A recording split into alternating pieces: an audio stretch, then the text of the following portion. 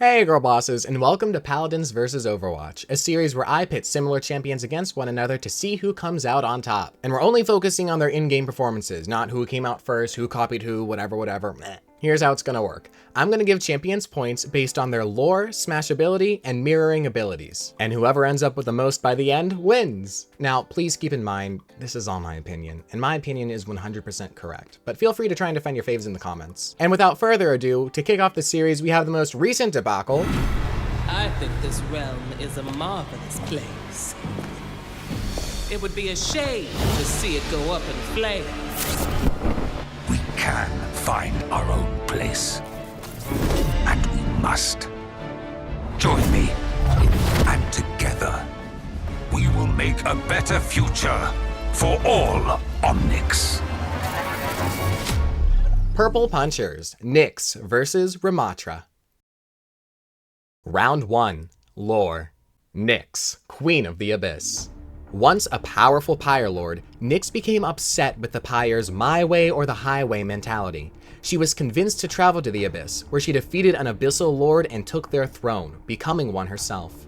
Now she seeks to bring a new order of chaos to the realm, or as she would put it, freedom. Ramattra, the Broken Monk. Ramattra was built to fight during the Omnic crisis. At his core, he simply wanted a better future for all Omnics. After the war, his kind was hunted by humans. In search of peace, he joined Zenyatta of the Shambali to try and coexist with humans. Despite their efforts, Omnics were still being hunted and destroyed. Ramattra realized that humans and Omnics would never be at peace. The only way to save his kind was to destroy those who sought their extinction. Honestly, they both have really cool lore. I love how they both fight for what they believe in, and not only that, they kind of tried a more peaceful or diplomatic route and realized that wasn't going to work, so they just gotta brute force it. I do want to say, I do think Nyx would win in a one-on-one fight purely because she is kind of like a god, whereas Ramattra is still kind of a mortal, you know? Anyways, both are pretty sweet. They both get a point. Round 2. Smash or pass? Smash.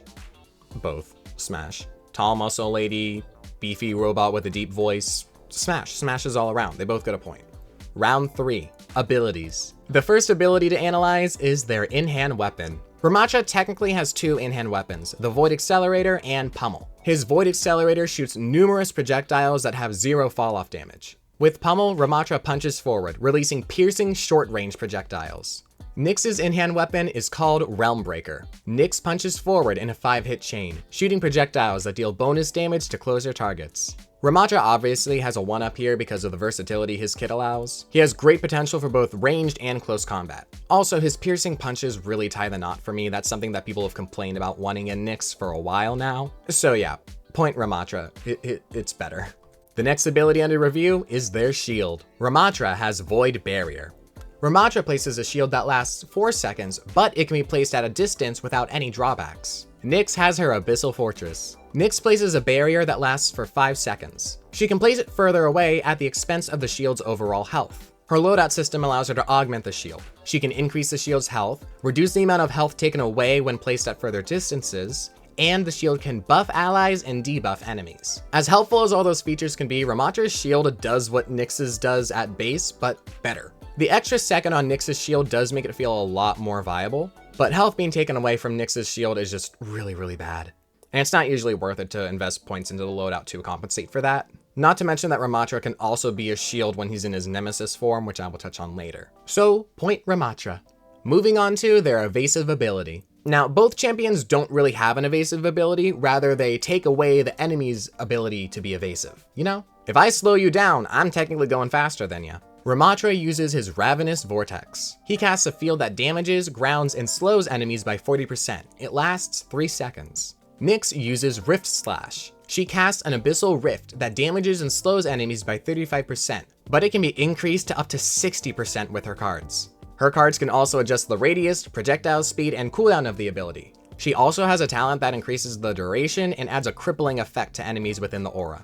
At base, Ramattra is better, but I think the versatility that Nyx's loadout provides her move goes above and beyond what we need from it. With Nyx, there are multiple different playstyles that you can do revolving around just this one ability. Point Nyx. Next, we have the champion's Damaging Aura. Nyx has Royal Presence. Nyx summons an aura that lasts 6 seconds. The aura damages enemies within it for 5% of their maximum health over 6 seconds. Ending the aura early can pull enemies towards you. The amount of damage dealt, size of the aura, and power of the chain pull can be increased with her cards. Also, any damage Nyx takes while this aura is going on is instead dealt her over 4 seconds rather than instantly. It's worth mentioning, this is not an ultimate ability, so it can be used a lot more often. Ramattra fills this role with his ultimate ability, Annihilation. Ramattra summons an aura that lasts 3 seconds and up to 20 seconds if there is always an enemy present within the aura. It sends Ramattra into Nemesis form even if the cooldown is up, and it constantly deals damage to all enemies inside.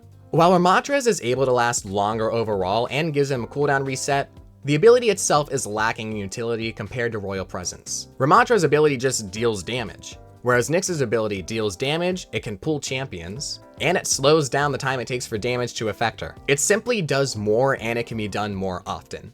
And it also synergizes really well with Nyx's ult. Point Nyx. Now we're moving on to abilities that don't really mirror each other too much. Ramattra has his Nemesis form. He gains bonus armor and new abilities for 8 seconds. Those abilities are Block, which reduces incoming frontal damage by 75%, as well as Pummel, which we've already discussed. What's really nice about his Block is that it can be toggled on and off without any cooldown. Nyx has her ultimate ability, Chaos Nexus. She performs 2 stomps that pull nearby enemies in, dealing damage and stunning those in range for 2 seconds. On top of this, any damage that was dealt to her while her Royal Presence aura was up is cleansed completely upon use. Ramattra's Nemesis form allows him to actually reduce incoming damage, whereas Nyx can only delay it. She can remove damage entirely, but that's only when she has her ult up. And I mean, the stun from Nyx's ult is really strong, but the damage is really weak. Point Ramattra. Lastly, we're gonna go over each champion's passive abilities. Nyx has Queen of Change. She receives up to 20% bonus healing the closer she is to an objective. Ramattra has the Tank passive. This reduces his incoming knockback by 30%, but it also reduces his incoming ult charge from taking damage and healing allies. While in-hand knockback reduction is really nice, his passive taking away ult charge is not really fun. Nyx's passive benefits her kit more and allows her to further fulfill her role as a tank. And while it does kind of encourage players to glue themselves to the point, I think it offers a lot more versatility than Ramattra's. Point Nyx. Final verdict. Ramattra, 5. Nyx, 5. While Nyx does have a lot of potential, her base kit is rather weak to compensate for that. Ramattra's base kit has more utility and versatility. However, Nyx's abilities are designed to be built upon by her loadout system. Ramattra has better damage output at close range and at a distance, and better innate defenses. But Nyx has way more crowd control options to help deal with the pesky flanks. They both fulfill their roles well, and while not perfect equals, they make up for what the other lacks. Overall, I think Nyx and Ramattra are both very, very solid characters. I think it ultimately comes down to who you vibe with.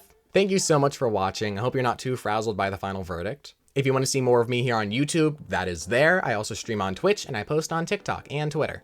As for who is going to be entering the ring next, show them no mercy. Bye!